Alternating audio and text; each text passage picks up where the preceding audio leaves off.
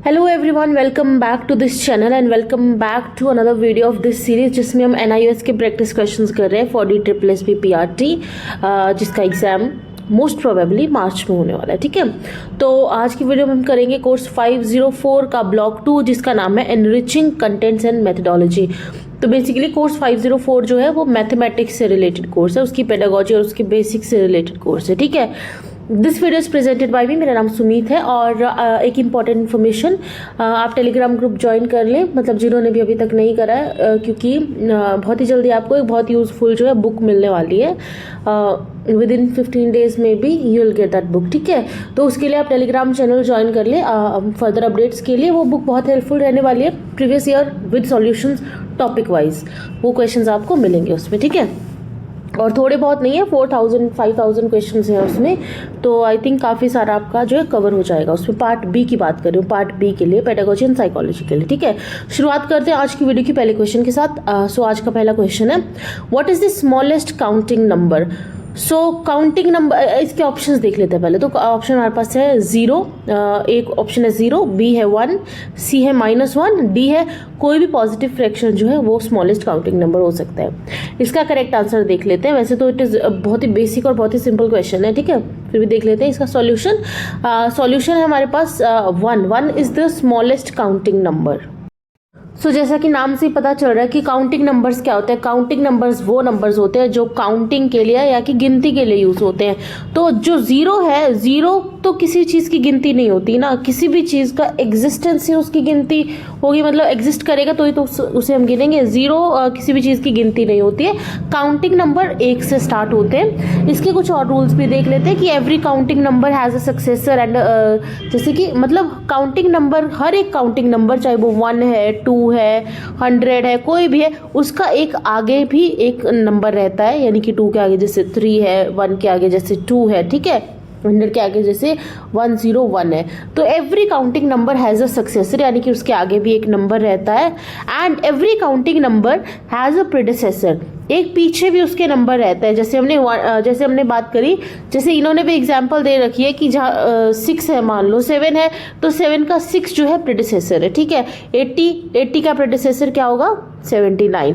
Accept 1, not all, मतलब accept 1, एक के अलावा सभी काउंटिंग नंबर का जो रहता है प्रेडिसेसर रहता है एंड सक्सेसर रहता है। ठीक है, सो काउंटिंग नंबर जहाँ से काउंटिंग की शुरुआत होती है। सो अगला क्वेश्चन देख लेते हैं। Next question is, a student is asked to verify if the statement 5 × 3 + 4 is equal to 5 × 3 + 5 × 4 is true, which property students demonstrating. ठीक है, तो बेसिकली उन्होंने कहा है कि एक सम दिया गया है, एक बच्चे को सम दिया गया है 5 × 3 + 4 इज इक्वल टू 5 × 3 + 5 × 4।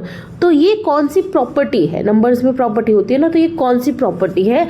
तो आपके ऑप्शंस है हमारे पास, associative property of addition, commutative property of multiplication, C distributive property of multiplication over addition, या फिर D closure property of whole numbers. तो इसके आप जो है ऑप्शंस दोबारा पढ़ सकते हैं पॉज करके। मैं आपको डायरेक्ट जो है इसके आंसर की तरफ लेके चलती हूँ। तो इसका आंसर हमारे पास है option C, which is distributive property of multiplication over addition. So multiplication की डिस्ट्रीब्यूटिव प्रॉपर्टी ओवर एडिशन का सिंपल सा मतलब होता है कि जब हम 2 नंबर को प्लस करके किसी तीसरे नंबर से ऐड करते हैं, वो जो सम आएगा, वो जो मतलब सॉल्व करके आएगा ना, वो इक्वल होगा जब हम उसी नंबर को 2 जो नंबर हम प्लस कर रहे थे उनसे मल्टीप्लाई करते हैं और फिर उनके आंसर्स को प्लस करते हैं। मतलब बहुत वो हो जाएगा ऐसे तो सुनने में, जैसे कि आप यहाँ से देख लो ना, 2 अलग अलग नंबर को जब हम प्लस करके एक तीसरे नंबर से मल्टीप्लाई करते हैं, उसका answer will be equal to, किस चीज़ के इक्वल रहेगा, वो इक्वल रहेगा जब हम जो तीसरा नंबर था उसको अलग अलग मल्टीप्लाई कर देते हैं, जो बीच के एडिशन वाले नंबर थे, और फिर उनके जो मल्टीप्लिकेशन का जो आंसर आता है उसको प्लस कर देते हैं। जैसे कि मान लो हमने लिया 3 × 2 + 1, तो इसका जो आंसर आएगा ना विल बी इक्वल टू 3 × 2 + 3 × 1। ठीक है, सो इसको सॉल्व भी कर लेते हैं। सबसे पहले तो ऊपर वाला सॉल्व करते हैं, 3 इंटू, पहले हम ब्रैकेट सॉल्व करेंगे, 3 × 3 = 9। ठीक है, नीचे वाला सॉल्व करें, 3 × 2 ये 6 हो गया, ये 3 हो गया, इक्वल टू 9। तो दोनों का जो सम है इसका और इसका जो सॉल्व करके जो आंसर आएगा वो सेम आएगा। ये है distributive property of multiplication over addition. और जो क्वेश्चन में एग्जांपल दी गई थी वो ये दी गई थी। ठीक है, आई होप आपको डिस्ट्रीब्यूटिव प्रॉपर्टी समझ आ गई होगी। थोड़ा थोड़ा हम बाकी जो प्रॉपर्टीज़ दे रखी हैं उसको भी समझने की कोशिश करते हैं थोड़ा शॉर्ट में। सो मल्टीप्लिकेशन की दो और जो मेजर प्रॉपर्टीज है वो है क्लोजर प्रॉपर्टी हमारे पास, एक एसोसिएटिव प्रॉपर्टी है। क्लोजर प्रॉपर्टी मतलब जब हम दो नेचुरल नंबर्स को मल्टीप्लाई करते हैं तो उसका आंसर भी नेचुरल आएगा। ठीक है, सो p इंटू की जैसे हमने 2 इंटू 5 किया तो इसका आंसर भी हमारे पास क्या आएगा 10 आया, जो कि एक नेचुरल नंबर है। बट ये लागू नहीं होती है जब हम सब्ट्रैक्शन की बात करते हैं या फिर सब्सट्रैक्शन या फिर हम बात करते हैं डिवीजन की। सब्सट्रैक्शन फॉर एग्जांपल हमने किया 3 इंटू -5 किया तो ये हमारे पास जो है -2 आंसर आया। एक मिनट, 3 इंटू नहीं कर रही थी मैं, कर रही थी इसको माइनस करके, सब्ट्रैक्शन की दिखा रही थी ना आपको। सो अगर हम मान लो 3 किया -5 तो हमारे पास आंसर आया -2 which is not a natural number. तो सब्सट्रैक्शन की क्लोजर प्रॉपर्टी नहीं होती है। हमारे पास प्रॉपर्टी ये रहती है एडिशन की और मल्टीप्लिकेशन की। ठीक है, उसी तरीके से जो एसोसिएटिव प्रॉपर्टी होती है, एसोसिएटिव प्रॉपर्टी का मतलब कि हम नंबर्स को जब हम मल्टीप्लाई करते हैं आपस में तो उनको कैसे भी ग्रुपिंग कर लें उसका आंसर पे कोई फर्क नहीं पड़ता है। फॉर एग्जाम्पल 3 नंबर हमें मल्टीप्लाई करने हैं, 3 नंबर मान लो हमारे पास है 4, 3 और 2। ठीक है, हम इनको इसका एक ग्रुप बना दिया हमने, ये इक्वल ही रहेगा अगर हम 4 इंटू 3 इंटू 2 इसका ग्रुप बना देंगे। तो हम ग्रुपिंग कहाँ कर रहे हैं नंबर्स की वो फ़र्क नहीं पड़ता है when it comes to multiplication. ठीक है, तो ये 12 इंटू 2 आएगा और ये भी हमारे पास 4 इंटू 6 आ जाएगा, तो दोनों ही 24 हुए। ठीक है, तो ये हमारी एसोसिएटिव प्रॉपर्टी है कि ग्रुपिंग कैसे भी कर लो मल्टीप्लिकेशन में नंबर्स की आंसर सेम ही रहेगा। क्लोजर मतलब दो एक जैसे नंबरों को जब हम मल्टीप्लाई करते हैं या ऐड करते हैं उनका जो आंसर आता है वो वही रहता है। ठीक है, सो ये प्रॉपर्टीज है हमारी मल्टीप्लिकेशन की। नेक्स्ट क्वेश्चन देख लेते हैं हम। अगला क्वेश्चन हमारे पास है Which individual is traditionally credited as founding father of metric system? metric system का founding father किसे कहा जाता है? आपके ऑप्शंस हैं John Picard, B Gabriel Newton, C John Wilkins, D Antoine Lavoisier. ठीक है, तो इनके प्रोनाउंसिएशन थोड़ा ऐसे ही रहेगी। तो इसका करेक्ट आंसर देख लेते हैं। इसका करेक्ट आंसर हमारे पास है option B which is Gabriel Newton. So हमारे पास इसका आंसर है गैब्रियल न्यूटन, या फिर जैसे भी आप इसको प्रोनाउंस करो। ये प्रीस्ट थे फ्रांस में। ठीक है, तो इनको फाउंडिंग फादर कहा जाता है मैट्रिक सिस्टम का। इन्होंने प्रपोज किया था डेसिमल सिस्टम 1670 में, फिर उसी पे फर्दर बिल्डअप होता है 1790 में जो है फ्रेंच एकेडमी ऑफ साइंसेस फिर फाइनली जो है ऑफिशियली डेवलप करती है मैट्रिक सिस्टम। ठीक है, सो हाँ, तो हमारे आंसर का क्वेश्चन का आंसर रहेगा ऑप्शन बी। ठीक है, अगला क्वेश्चन देख लेते हैं। Data collected directly from the source is known as, की जो सोर्स है उससे जब हम सीधा डेटा कलेक्ट करते हैं यानी कि थर्ड पार्टी से नहीं करके डायरेक्ट उसी इंसान से या सोर्स से डेटा कलेक्ट करते हैं, उस डेटा को क्या कहा जाता है?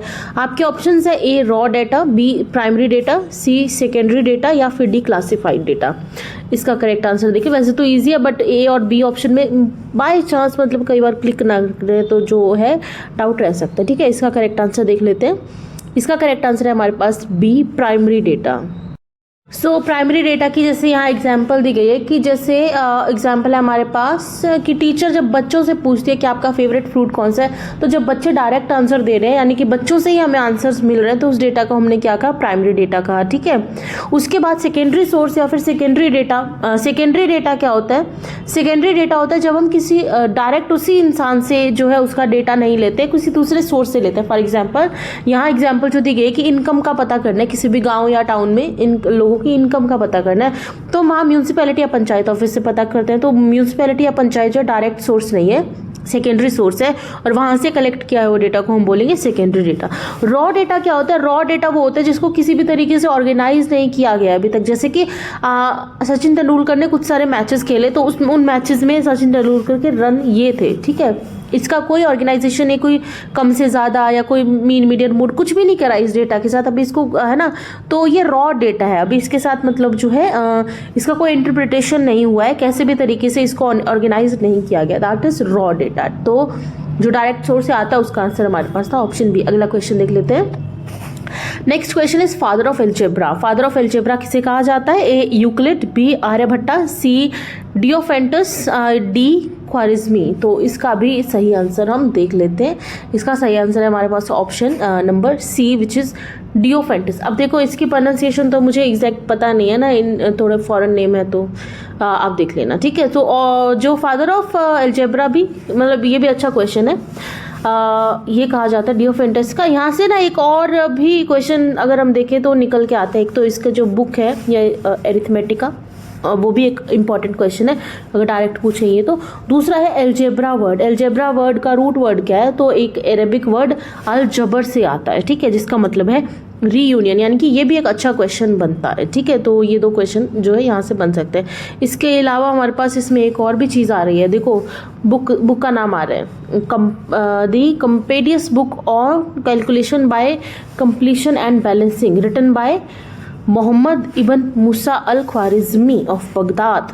तो ये भी आप जो है इसको याद रख सकते हो सकता है क्वेश्चन में पूछ लिया जाए, जैसे जॉर्ज पोलिया का पूछ लिया था, या कुछ भी पूछ सकते हैं जब NIOS में दिया गया, ठीक है। तो आप पॉज करके ये इन्फॉर्मेशन नोट कर सकते हो या फिर इसको याद रख सकते हो। अगला क्वेश्चन देख लेते हैं हम। Next question is the number of diagonals of polygon having 10 sides is. Polygon क्या होता है, जो डिफरेंट, जिसकी मतलब मोर देन 2 साइड्स होते हैं, जैसे कि ट्राइंगल, स्क्वायर, रेक्टेंगल या फिर पेंटागन, ये सारे पॉलीगन्स होते हैं, ठीक है।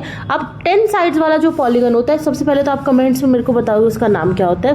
अब पॉलीगन का डायगोनल कितने होंगे, 10 साइड्स का जो पॉलीगन होता है उसके कितने डायगोनल होंगे। आपके ऑप्शन है हमारे जो आपको ऑप्शन यहाँ पे दिए गए हैं वो हमारे पास 35, B 40, C 45 या फिर D 15। सो इसका करेक्ट आंसर देख लेते हैं। इसका करेक्ट आंसर हमारे पास है ऑप्शन ए विच इज़ 35। तो पॉलीगन फाइंड करने का जो एक फॉर्मूला रहता है वो रहता है हमारे पास n, ये वाला जो फॉर्मूला दिया n × n-3/2। तो यहाँ जैसे n मतलब n यहाँ पर क्या है, नंबर ऑफ साइड्स, ठीक है, नंबर ऑफ साइड्स है n जो है। तो यहाँ हमें साइड्स कितनी दी गई थी, n हमारे पास दिया गया था 10, ठीक है। तो 10 × 10-3/2, ठीक है। तो 10 × 7/2 आ गया ना, तो हमारे पास इसका आंसर आ जाता है 35। तो ये फॉर्मूला आप याद रख सकते हो किसी भी पॉलीगन के नंबर ऑफ डायगोनल्स निकालने का। इसका आंसर हमारा है ऑप्शन ए विच इज़ 35। अगला क्वेश्चन देख लेते हैं हम। Next question is which of the following is not a derived unit in SI system, ठीक है। आपके ऑप्शन है A metre, B newton, C joule, D pascal. तो दो तरह की यूनिट्स होती हैं SI सिस्टम में, डिराइव्ड एंड नॉन डिराइव्ड। तो जो नॉन डिराइव्ड यूनिट है वो मतलब इनमें से सॉरी एक ओरिजिनल यूनिट होती है बेस यूनिट जिसको बोलते हैं, दूसरा डिराइव्ड। मैं कुछ भी बोल रही थी बीच में। तो बेस यूनिट कौन सी है बेसिकली ये जानना चाहते हैं, दूसरी बाकी जो 3 है वो डिराइव्ड यूनिट्स है। आपका करेक्ट आंसर इसका देख लेते हैं। करेक्ट आंसर हमारे पास है option A which is metre. तो मीटर हमारे पास जो है बेस यूनिट की एग्जाम्पल है, यहाँ पे डिराइव्ड यूनिट की एग्जाम्पल नहीं है। बाकी जो 3 थे ना, न्यूटन, जूल और पास्कल, ये तीनों डिराइव्ड यूनिट्स थी, ठीक है। पहले हम डिफरेंस देख लेते हैं थोड़ा कि बेस यूनिट और डिराइव्ड यूनिट्स में डिफरेंस क्या होता है। सो एक सिंपल सा डिफरेंस है, बेस यूनिट्स वो होती हैं जो किसी और यूनिट से मिलके नहीं बनी होती है, यानी कि OG होती है वो, ठीक है। और डिराइव्ड यूनिट्स वो होती है जो बेस यूनिट से मिलकर बनी होती है। जैसे कि फॉर एग्जांपल लेंथ है, तो लेंथ की हमारे पास यूनिट क्या होती है, जैसे मान लो मीटर है, तो मीटर एक बेस यूनिट है, ये किसी से मिलके नहीं बनी है। अब 2 मीटर को आपस में मल्टीप्लाई कर दो तो हमारे पास डिराइव्ड यूनिट आ जाएगी मीटर स्क्वायर, जैसे मान लो, है ना। तो दिस इज डिराइव्ड यूनिट और ये जो है ये बेस यूनिट्स हैं। इसी तरीके से टाइम की, मास की, इनकी बेस यूनिट्स, और फिर एरिया, वॉल्यूम वगैरह जब आप निकालते हैं तो वो 2 बेस यूनिट्स का आपस में मल्टीप्लिकेशन या फिर आपस में मल्टीप्लाई डिवाइड करके जैसे भी जो निकलती है वो डिराइव्ड यूनिट्स होती हैं। एरिया जब निकालते हैं, ठीक है, मान लो एरिया हमें निकालना है स्क्वायर का, तो साइड टू साइड जो भी सेंटीमीटर स्क्वायर या मीटर स्क्वायर निकलता है वो जो है हमारे पास डिराइव्ड यूनिट है। वॉल्यूम का भी L/B/H करेंगे तो वो भी हमारे पास जो डिराइव्ड यूनिट है, ठीक है। ऐसे वेलोसिटी भी हमारे पास, अब न्यूटन हमने करा था, तो न्यूटन आप बताओ कि न्यूटन बेसिकली क्या होता है, फोर्स की रहती है ना, मास इंटू एक्सिलरेशन, यही तो होता है ना न्यूटन का। तो ये जो है डिराइव्ड यूनिट है हमारे पास, जो क्योंकि मास इसमें जो बेस यूनिट आ जाता है, एक्सिलरेशन खुद ही बेचारा डिराइव्ड यूनिट है। तो न्यूटन बेसिकली डिराइव्ड यूनिट है। ऐसे पास्कल और जूल जो थे वो भी derived unit, joule is energy की यूनिट रहती है ना, तो वो सब भी डिराइव्ड यूनिट्स। आई होप ज़्यादा खींच रही हूँ मैं, बट आपको समझ आ गया होगा। तो इसमें एक और भी यहाँ पे दिया गया कि मैट्रिक सिस्टम को CGS सिस्टम भी कहा जाता है या MKS सिस्टम भी कहा जाता है। ब्रिटिश सिस्टम में इसको FPS सिस्टम भी कहा जाता है। CGS is centimetre gram second, MKS is metre kilogram second and FPS is foot pound second system. ठीक है, सो ये कुछ हमारे पास फैक्ट्स थे। अगला क्वेश्चन देख लेते हैं। नेक्स्ट क्वेश्चन इज 1 हेक्टेयर में कितने स्क्वायर मीटर्स होते हैं? आपके ऑप्शंस है 1000 स्क्वायर मीटर होते हैं, 10,000 स्क्वायर मीटर होते हैं, 1 लाख स्क्वायर मीटर होते हैं या फिर 100 स्क्वायर मीटर होते हैं। तो इसका करेक्ट आंसर देख लेते हैं कि 1 हेक्टेयर में कितने स्क्वायर मीटर्स होते हैं। सो हेक्टेयर बेसिकली इसका आंसर हमारे पास बी है which is 10,000 square metres. Hectare एक लैंड का मेजर है, यानी कि जब हम भूमि को मिनते हैं तो उसकी यूनिट है हमारे पास हेक्टेयर। सो बड़ा मतलब फैक्चुअल सा क्वेश्चन है कि लैंड को मेजर करने की यूनिट एक तो एकड़ रहती है, दूसरा मैट्रिक सिस्टम में हेक्टेयर भी रहती है।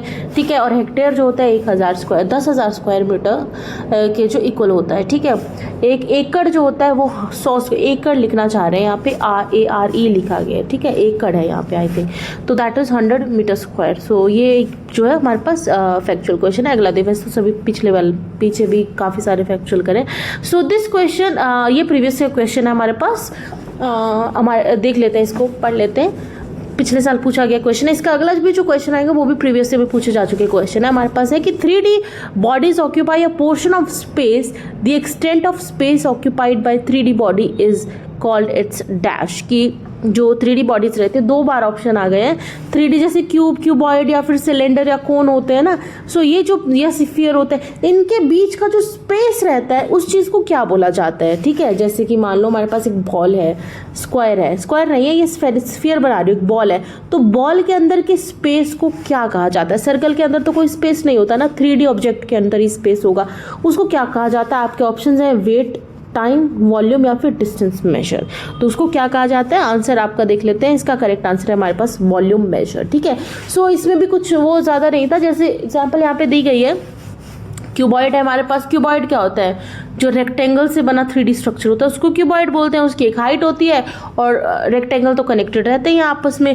तो जो एक क्यूबॉइड है, ऐसे ड्रॉ करते हैं ना क्यूबॉइड को, मानो, है ना, इसके जो बीच का ये जो स्पेस है ना, ये क्या होता है? ये क्यूबॉइड की वॉल्यूम रहती है, जिसका जो फॉर्मूला हमारे पास रहता है length into breadth into height. ठीक है, ऐसी क्यूब की साइड इंटू साइड। अगला क्वेश्चन देख लेते हैं हमारे पास, ये भी प्रीवियस ईयर में पूछा गया क्वेश्चन है।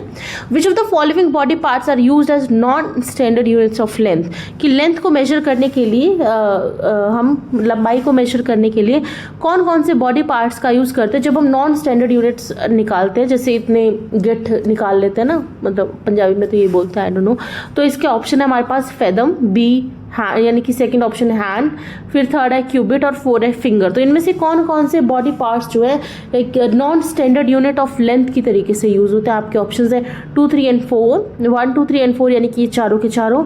सी ऑप्शन है 1, 3 एंड 4, डी ऑप्शन है 1, 2 एंड 3। इसको पॉज करके आप दोबारा पढ़ सकते हो, मैं आपको डायरेक्ट इसके आंसर की तरफ लेके जाती हूँ। सो इसका आंसर हमारे पास है ऑल ऑफ द अबव, यानी कि option B which is 1, 2, 3 and 4। So कौन कौन से बॉडी पार्ट्स यूज किए जा सकते हैं non standard units of length की तरीके से? ठीक है, पहला तो है फिंगर यूज किया जाता है। अरे एक उंगली जितना हम कुर्ते को क्या कर देना, टाइट कर देना, यूज करते हैं ना, ये कर देना। ठीक है, हैंड को भी यूज किया जा सकता है, पूरा ऐसे गिट बोलते हैं इतने, मतलब चौड़ाई बताने के लिए। क्यूबिट क्या होता है? क्यूबिट होता है length of your arm from the end of your middle finger to your elbow तक का। ठीक है, तो आपके हाथ की उंगलियों की टिप से लेके आपकी कोहनी तक की एल्बो तक की लेंथ को हम क्यूबिट बोलते, जो बॉडी पार्ट है, मतलब इस चीज़ को हम क्यूबिट बोलते हैं। So that is cubit. Pace क्या होता है? एक स्टेप। ठीक है, एक जो हम स्टेप आगे लेते हैं उसको पेस बोलते हैं। उसको भी, हाँ, कितनी दूर है वो? अरे 10 मतलब कदम चल के है, आप समझ रहे हो ना। That is also unit of non standard unit of length. फिर आता है हमारे पास फेदम। फेदम क्या होता है? Fathom is distance from fingertips of left hand to the right hand with arm step. पूरे दोनों हाथ जब हम फैला देंगे ना, देखो ये इंसान है, ठीक है, ये इसके दोनों हाथ हैं, सॉरी मैंने अब ऐसा ही बनाया। तो इस फिंगर टिप से लेके इस फिंगर टिप, यानी कि दोनों हाथ जब उसने फैलाए तो इसके बीच के जो पूरे लेंथ है उसको फेदम कहा गया है। ठीक है, सो उसके बाद इंच तो हम देखते हैं ना, इंच तो जैसे हमारी उंगली है, मानो दिखाती हूँ मैं इंच कैसे, मतलब मैंने जो देखा है हमारी उंगली इसमें ऐसे बना होता है ना, पार्टीशंस बने, अरे ये 1 इंच है, ये 2 इंच है, तो वो बेसिकली हम नॉन स्टैंडर्ड यूज़ कर लेते हैं थोड़ा आइडिया लेने के लिए कि कितना इंच है। तो हाँ, ये सारा जो ऑप्शंस थे ना वो बॉडी पार्ट्स यूज़ होते हैं non standard unit of length को मेजर करने के लिए। लास्ट क्वेश्चन था इस वीडियो का। अगली वीडियो में हम जल्दी मिलेंगे। टेलीग्राम चैनल आप ज्वाइन कर सकते हो। तब तक के लिए आप पढ़ते रहिए and all the best and bye bye.